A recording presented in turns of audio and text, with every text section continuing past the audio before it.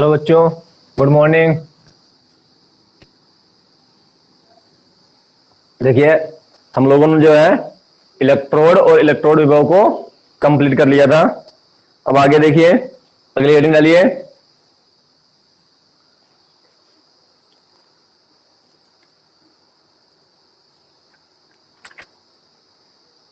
Example लिख लिया था ना।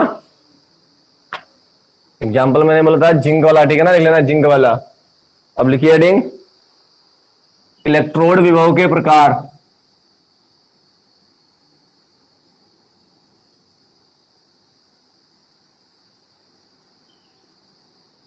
इलेक्ट्रोड विभव के प्रकार।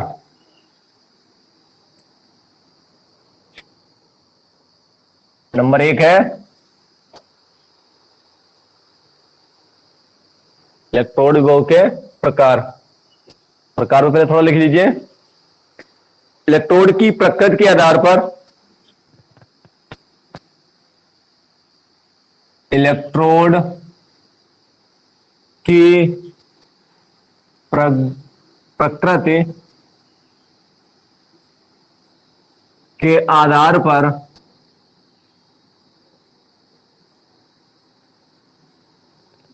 इलेक्ट्रोड की प्रकृति के आधार पर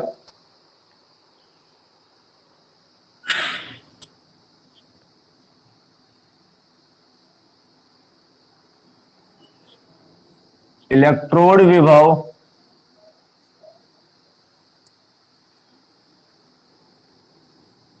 दो प्रकार का होता है।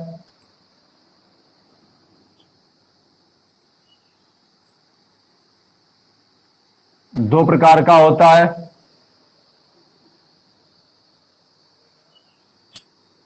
नंबर 1 हेडिंग,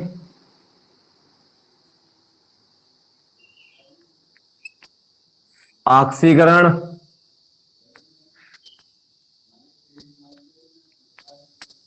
इलेक्ट्रोड विभव। ऑक्सीकरण इलेक्ट्रोड विभव।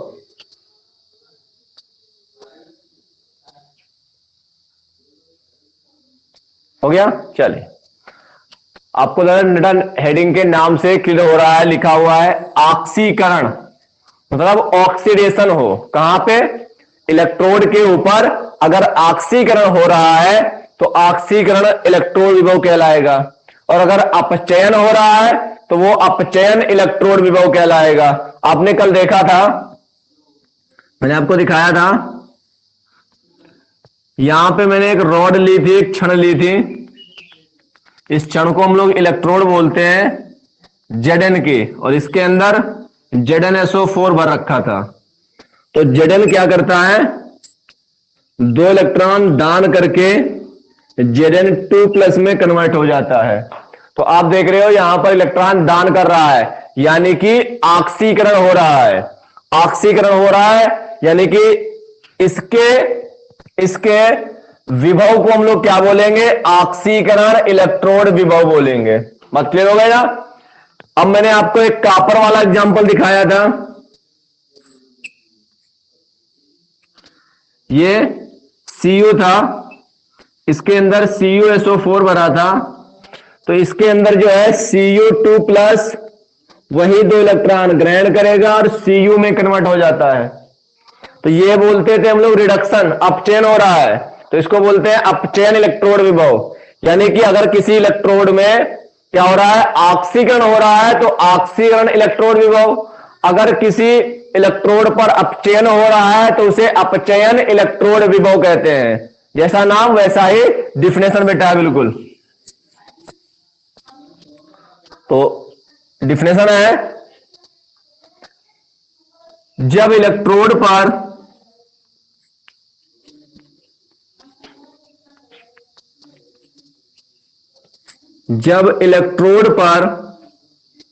आप लिखते जाए साथ में, इलेक्ट्रोड पर ऑक्सीकरण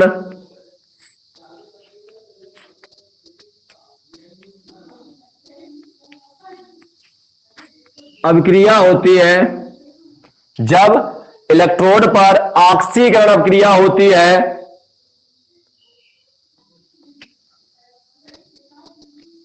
तब इलेक्ट्रोड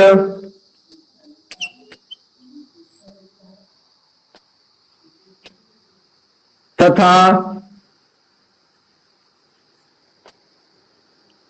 जलीय विलयन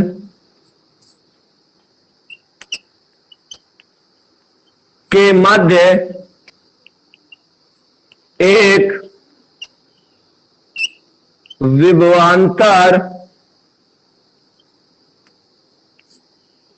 उत्पन्न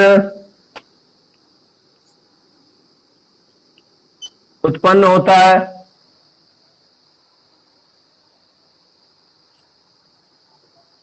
विभवांतर उत्पन्न हो जाता है, लिखना बेटा, वर्ड अच्छा रहेगा। उत्पन्न हो जाता है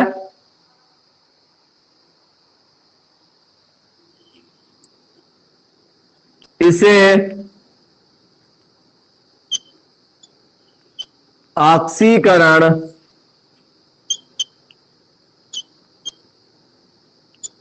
इलेक्ट्रोड विभव कहते हैं।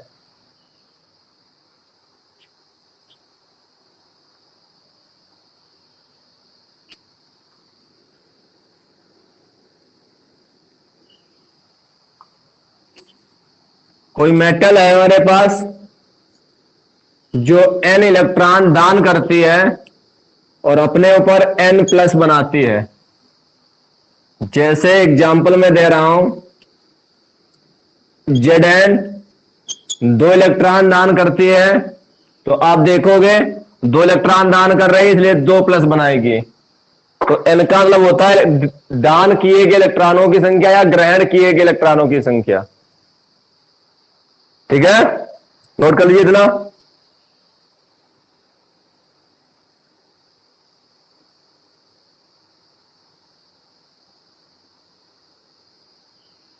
नोट कर लीजिए।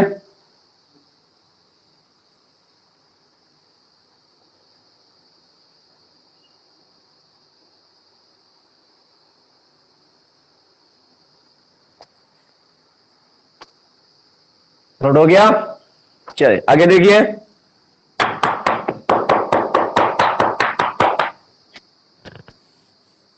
नेक्स्ट हेडिंग डालिए,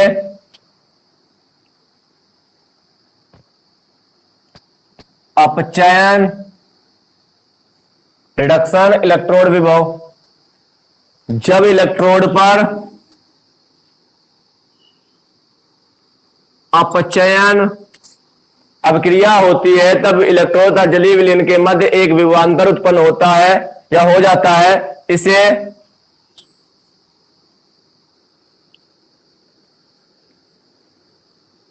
अपचयन इलेक्ट्रोड विभव कहते हैं। या आप मैंने डिफरेंस लिख दी, आप नोट कर लीजिए। कोई एम है जो मेटल है जिसपे N प्लस है, वो N इलेक्ट्रॉन ग्रहण करता है या ग्रहण करती है और M बना लेता है। एग्जाम्पल में दिखाता हूं, Cu2 प्लस है, 2 इलेक्ट्रॉन ग्रहण करेगा और Cu बना लेगा। नोट कर लीजिए इनको भी।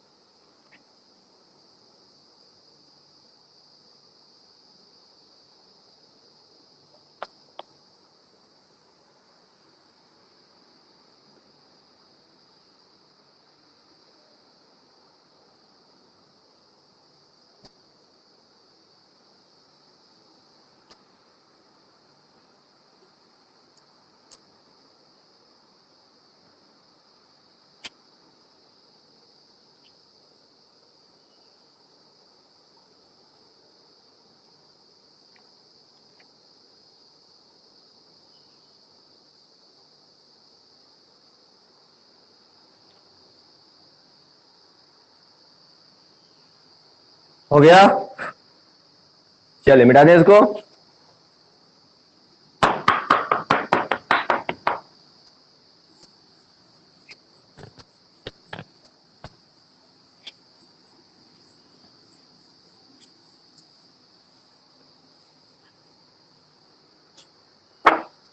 अगली आपकी हेडिंग है इलेक्ट्रोड विभव को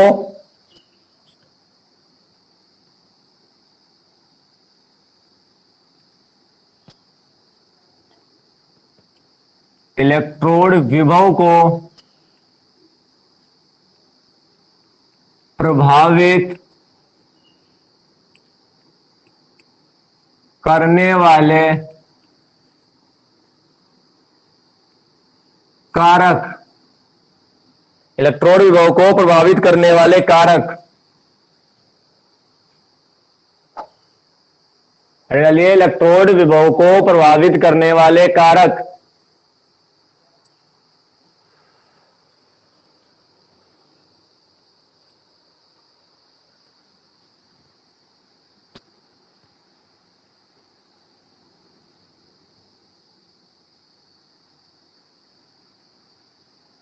इलेक्ट्रोड विभव को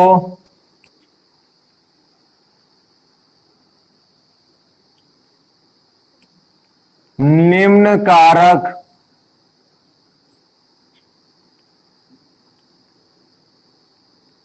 प्रभावित करते हैं। इलेक्ट्रोड विभव को निम्न कारक प्रभावित करते हैं।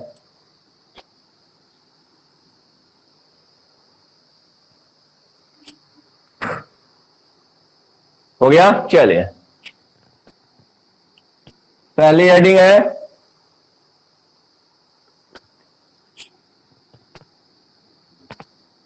चालक की प्रकृति।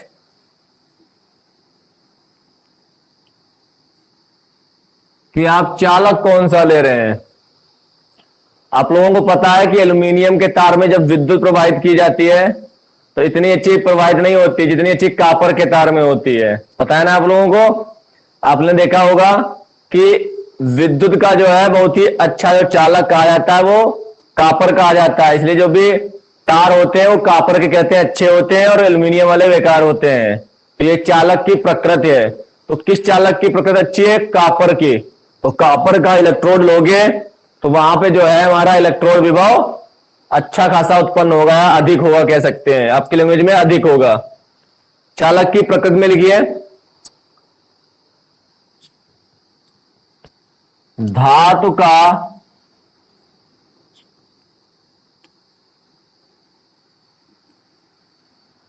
इलेक्ट्रोड विभव, धातु का इलेक्ट्रोड विभव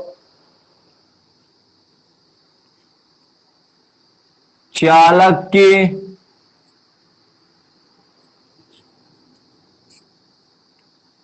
प्रकृति पर, चालक की प्रकृति पर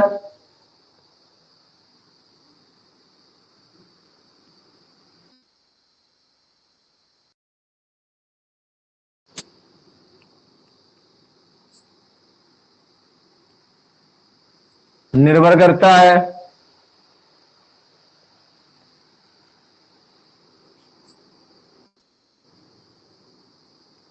जिस इलेक्ट्रोड के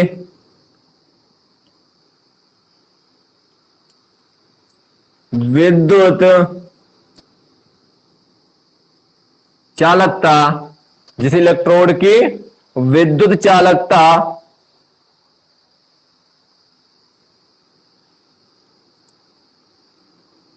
जितनी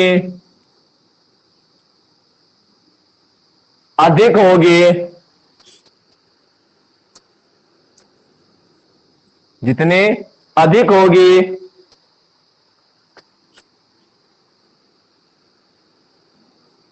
उसका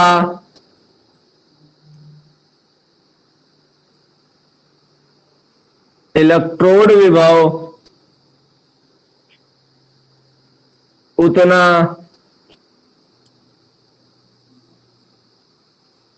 अधिक होगा।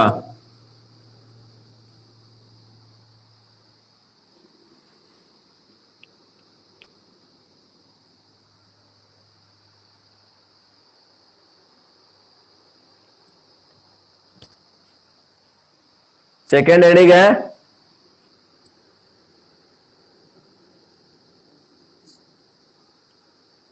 धात्विक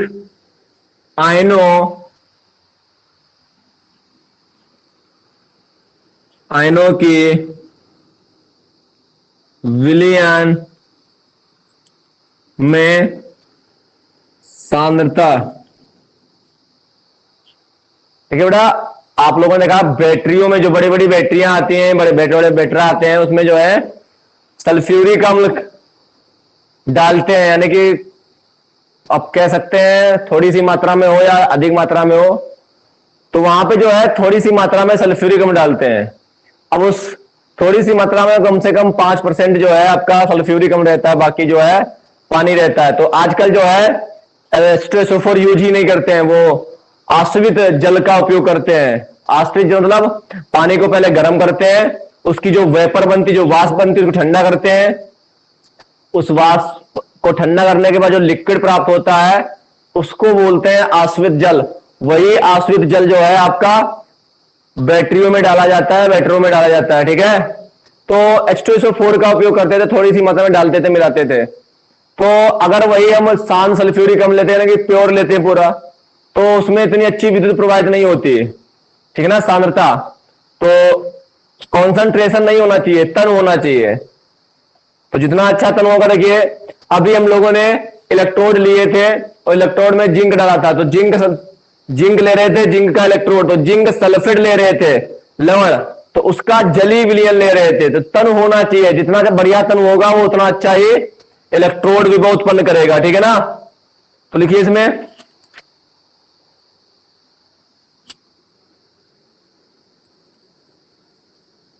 धात्विक आयनों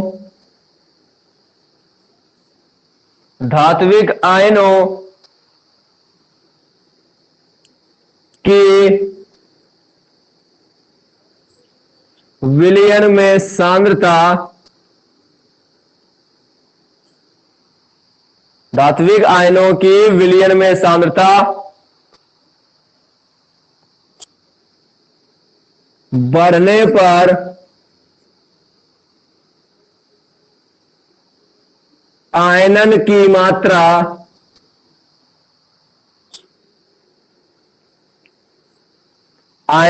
मात्रा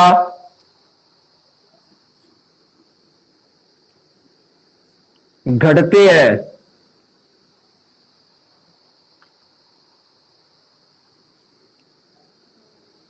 जिससे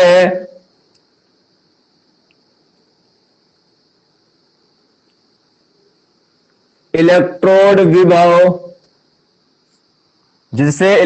विभव का मान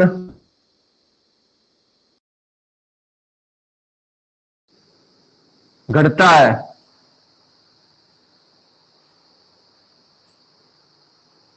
जिससे इलेक्ट्रोड विभव का मान भी घटता है। सेंटेंस पूरा नहीं हो रहा था, भी कर लेना, सेंटेंस पूरा हो जाएगा।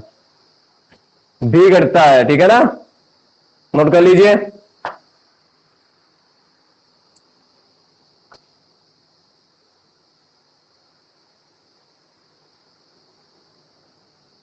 हो गया।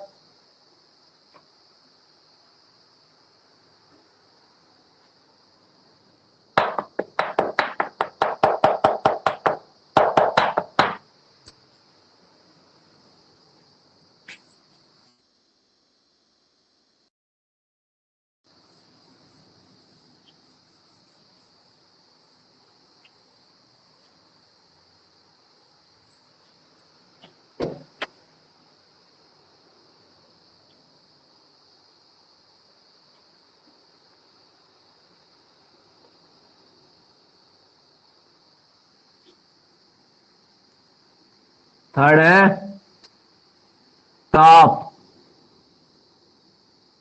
टेम्परेचर।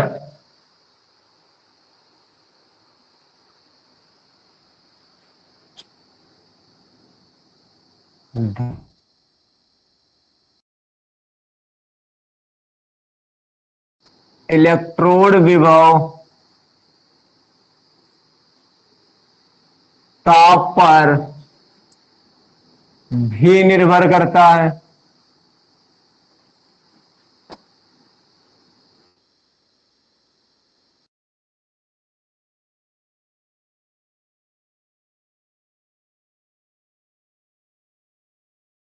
मान भी बढ़ता है।